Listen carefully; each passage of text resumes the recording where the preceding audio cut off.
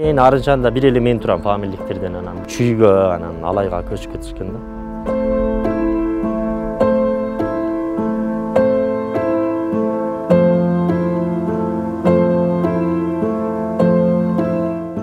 Биринчи келгенде любой эле жерде кыйынчылыктар жаралат, анан акырындык менен көнүп кетет экенсиң, анан акырындык менен көндүк бияка деле.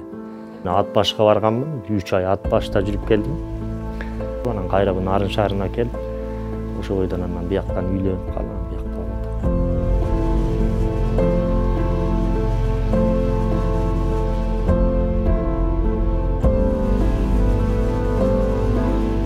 Жок, пособия бербейт да менин балдарыма, анткени менин келинчегим ошо акмиятта иштейт да. Памирде биздики мындайча айтканда малдарчылык эле да, мал менен оокат кылмай эле, башка Памирде эчтеке жок да.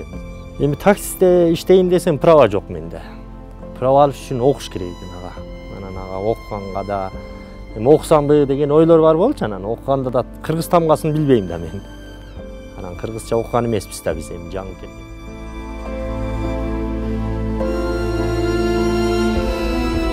Бийликтен менин суранарым эле жана да айтып өттүм го, меники бир үй эле маселеси да.